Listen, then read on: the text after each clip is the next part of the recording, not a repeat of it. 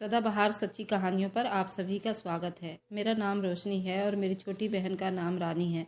मैं अपने माँ बाप की इकलौती औलाद थी। मेरी चाची की मृत्यु के बाद मेरी चाची की इकलौती बेटी भी हमारे घर रहती थी।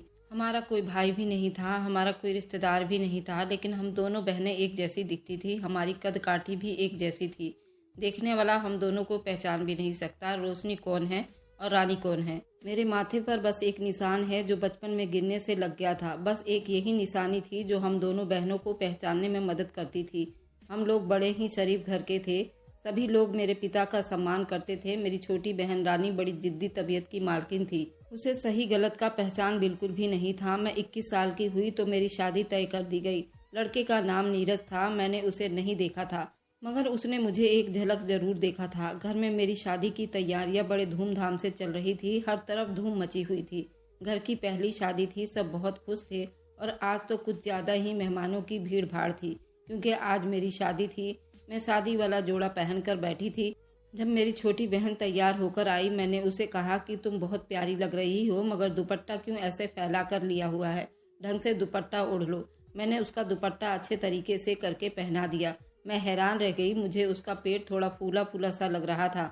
मुझे बहुत हैरानी हुई थी, क्योंकि मेरी बहन बहुत ही दुबली पतली 15 साल की कुंवारी लड़की थी। उसका पेट ऐसे भी कभी नहीं फूलता था। मेरे दिमाग में एकदम अजीब ख्याल आया। किसी का फूला हुआ पेट देखकर सबके दिमाग में बस एक ही ख्याल आता है, जो उस टाइम मेरे दिमाग में आया था, मगर मैंने उसे अपना वहम समझकर झटक दिया था और अपनी शादी को एंजॉय करने लगी। मगर मुझे पता नहीं था जिसे मैंने अपना वहम समझकर झुठला दिया है वह एक हकीकत थी। ऐसे ही हकीकत जो सबको अपने साथ बहाकर ले जाएगी। मैंने अपनी शादी की खुशी में इस बात पर ज्यादा ध्यान ही नहीं दिया और शादी हो गई। दुल्हन बनकर ससुराल आ गई।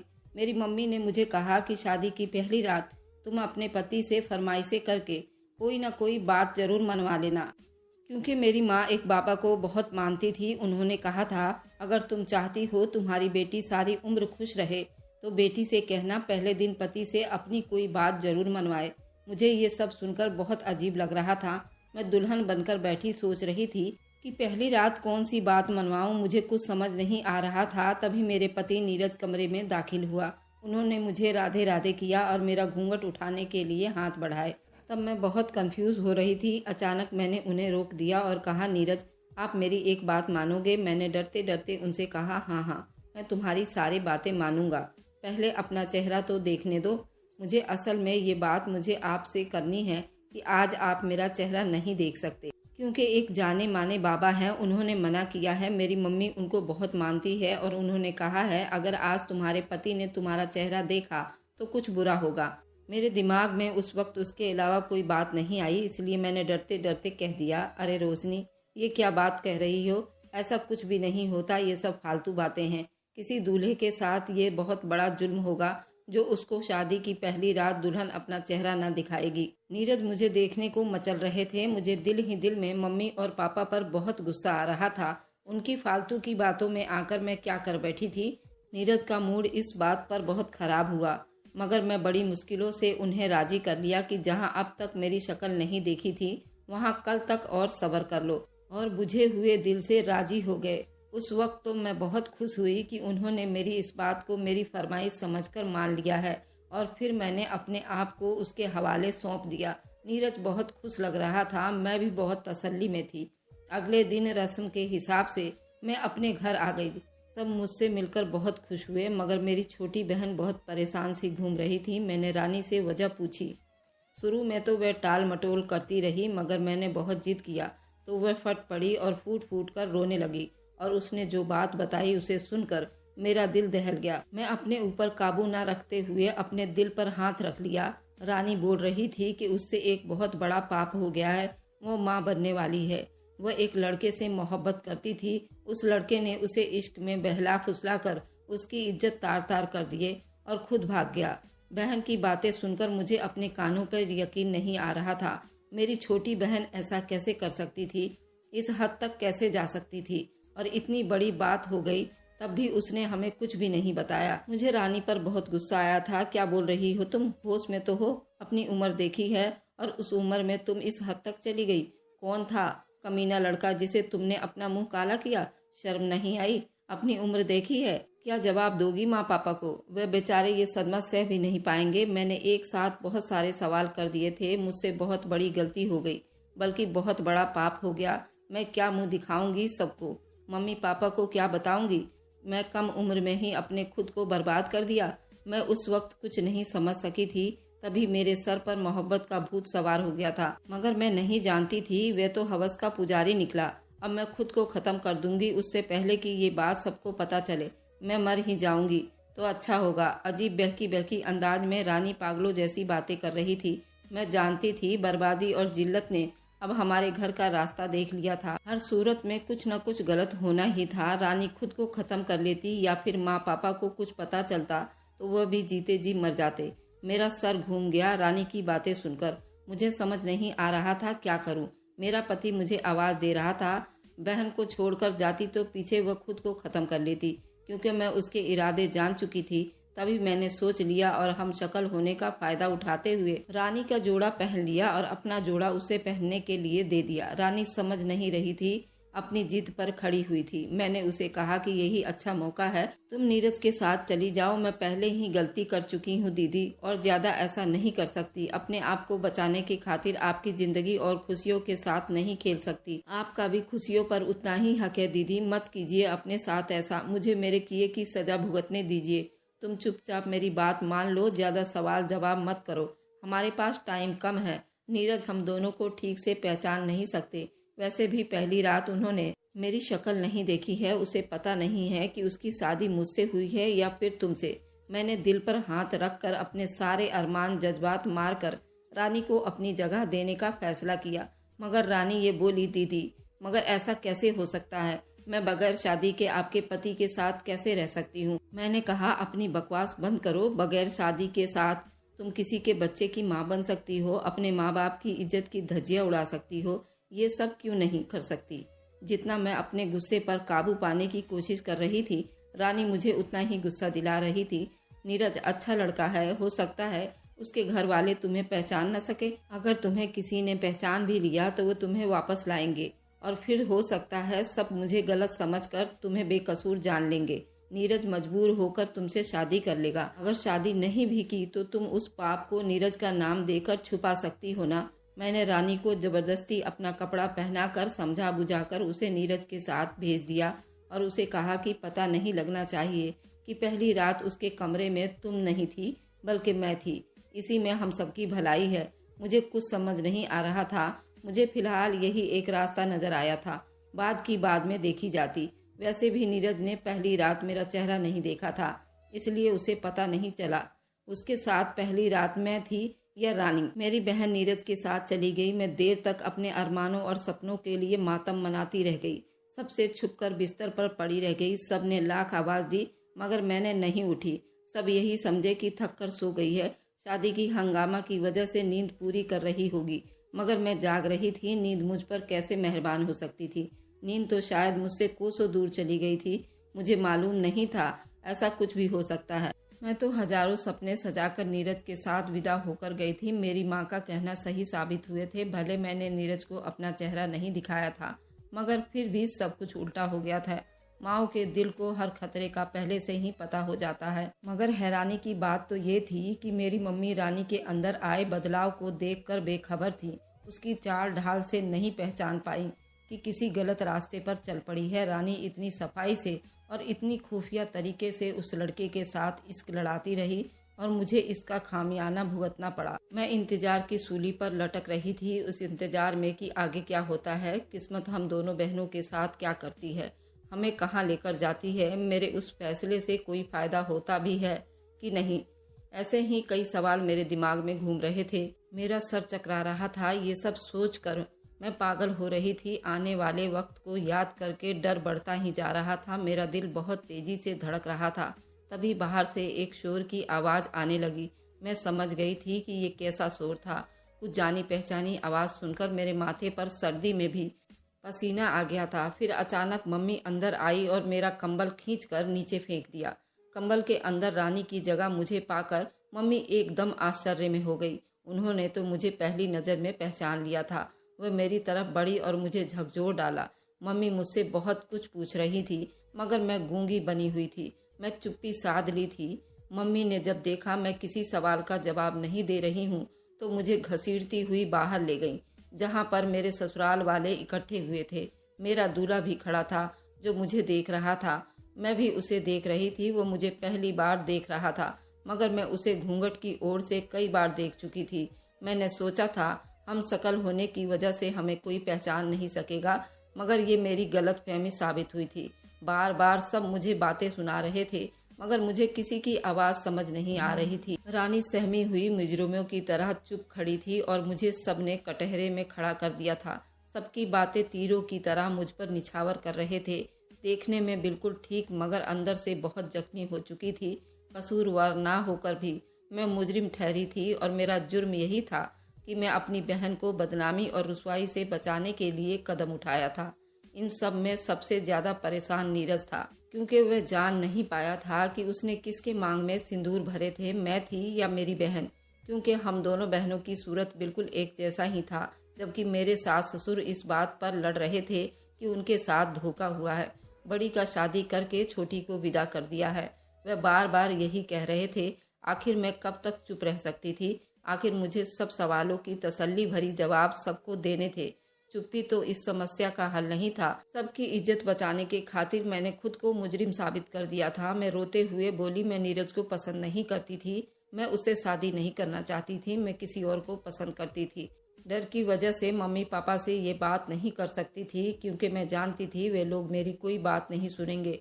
मैं शादी के वक्त मना करना चाहती थी, मगर पापा की रुसवाई का सोचकर चुप हो गई। मगर जब विदाई का टाइम आया, मैंने रानी को अपने कपड़े पहनाकर जबरदस्ती उसे नीरज के साथ विदा होने को कहा था। दूसरी तरफ मैंने उसको धमकी भी दी थी कि मैं खुदकुशी करके खुद को खत्म कर लूंगी। मेरे पापा और मम्मी इस बात से बिल्कुल अनजान थे। उन्हें कुछ पता ही नहीं था। मैंने ही रानी को मना किया था वह अपना चेहरा नीरज को न दिखाए। सब मेरा बनाया हुआ आइडिया था। उसमें रानी का कोई कसूर नहीं है और ना ही मेरे माँ पापा का। न जाने मैं किस मुंह से झूठ पर झूठ बोलते जा रही थी। तुम होती कौन हो ये फैसला करने वाली और आइडिया बनाने वाली? तुम्हें ये सब मजाक लगता है? शादी ब्याह कोई खेल तमाशा है? तुम जानती भी हो अपने मतलब के लिए तुमने कुंवारी लड़की को बगैर शादी के एक गैर आदमी के घर में भेज दिया और हमें इतना बड़ा पाप का भागीदार भी बना दिया। जानती हो ये कितना बड़ा पाप है? अपने मतलब के लिए तुमने इतना बड़ा कदम कैसे उठा सकती हो? इतनी खुदगर्ज कैसे हो सकती हो जो अपने मतलब के लिए अपनी बहन को भी नहीं बख्शा? नीरज गुस्से में पागल हो रहा था, जबकि मेरे माँ पापा एकदम चुप हो गए थे। ऐसा लगता था जैसे उन्हें कोई सांप सूंघ गया हो।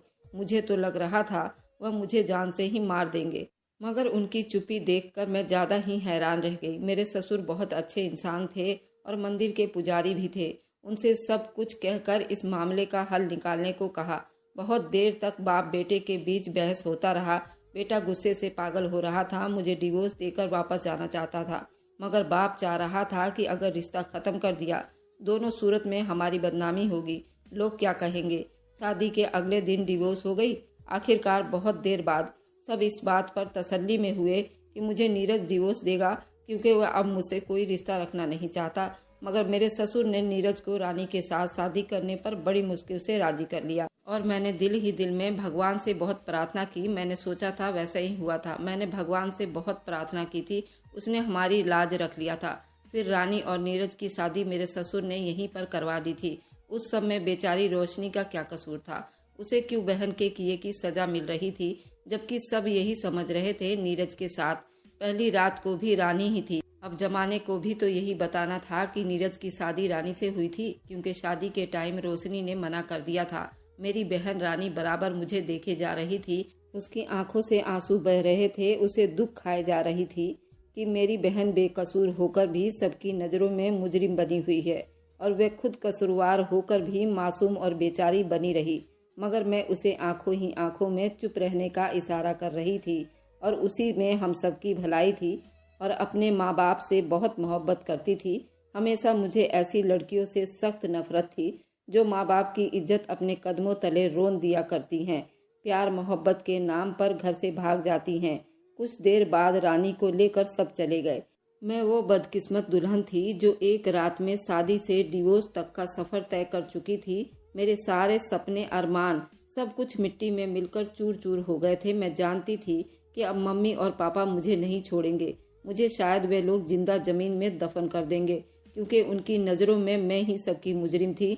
मैंने उन्हें अपने ससुराल वालों के सामने शर्मिंदा कर दिया था। मेरी वजह से उनकी नज़रें झुक गई थी, मगर मैं चुप थी। इसलिए ये शर्मिंदगी उस शर्मिंदगी से कई गुना अच्छी थी जो रानी हम सब के सर पर डालने वाली थी।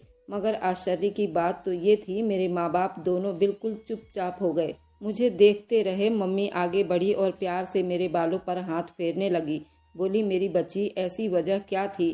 तुमने इतना बड़ा झूठ बोलना पड़ा? क्यों तुमने इतना बड़ा कदम उठाया? किसने तुम्हें ऐसा करने पर मजबूर किया? रोशनी, तुम हम सब से कुछ भी नहीं छुपा सकती हो, हम गवाह हैं।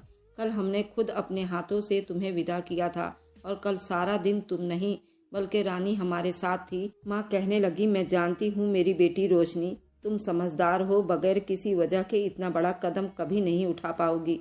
तुम हमेशा से समझदार और सुलझी हुई लड़की हो। मम्मी मुझे पुचकारती हुई बोल रही थी। मैं तो ये भूल गई थी कि मम्मी पापा ने कल सारा दिन रानी को अपनी आंखों के सामने देखा होगा। यहाँ तक कि सुबह तक भी रानी उनके साथ ही थी।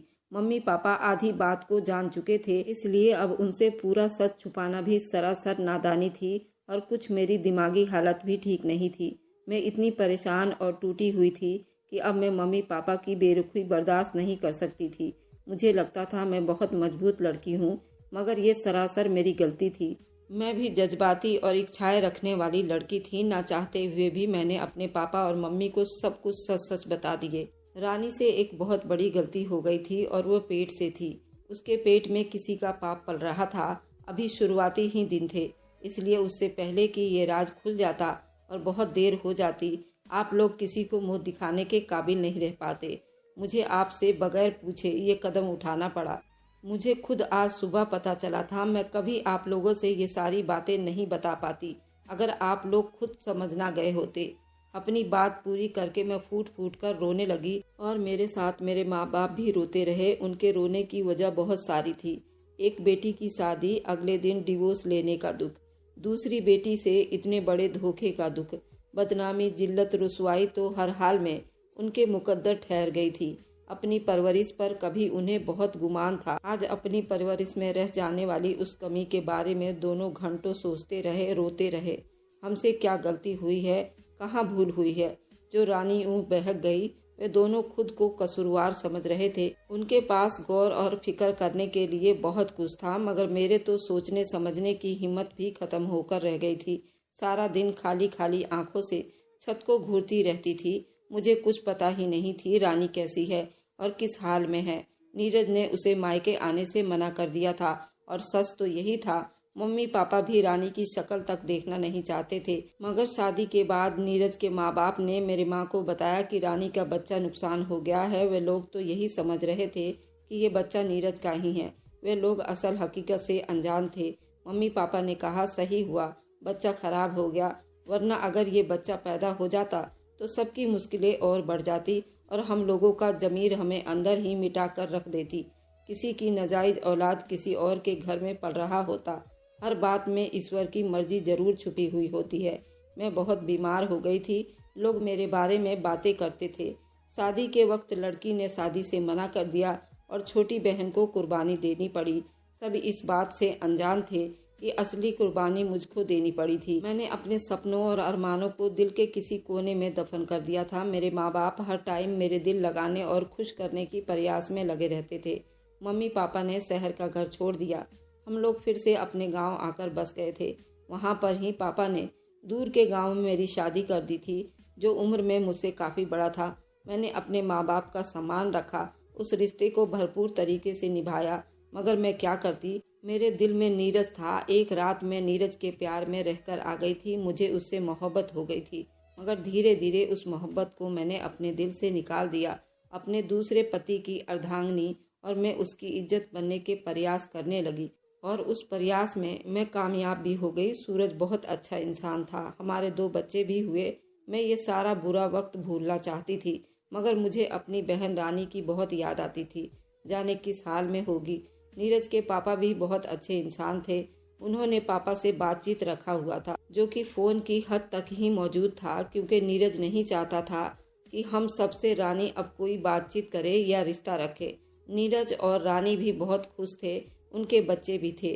वक्त अपने साथ साथ ऐसे कई किस्से कहानियां लाते हैं और ऐसा वक्त भी आता है जब अपने साथ ये सब बीते वक्त का हिस्सा बन जाता है और ये सब बीते हुए कल बन जाते हैं। कई सालों बाद रानी ने नीरज को राजी कर लिया और फिर से मायके आने जाने लगी। मेरा कभी नीरज से सामना नहीं हुआ था, अब मैं उसका सामना करना भी नहीं चाहती थी। मेरे उन सारे माताओं से विनती है जिनके घर में जवान बेटियां हैं, बहुत मेहरबानी अपनी बेटियों पर नजर रखे, ये देखे कि किसके साथ उनका मिलना जुलना है, कहाँ उठती बैठती हैं। अपने बच्चों पर भरोसा करें, उन्हें अपने भरोसे में लाएं, उनके दोस्त बन जाए ताकि वे किसी गलत रास्ते पर ना चले। और सारी लड़कियों को कहना चाहती हूँ, इश्क प्यार मोहब्बत के नाम पर आखिर कब तक बेवकूफ बनते रहोगी। ये समाज के लड़कियां अपने जज्बात और एहसास किसी ऐसे खास इंसान के लिए रखिए। ईश्वर से मैं प्रार्थना करती हूँ कि हर लड़की का नसीब अच्छा करे।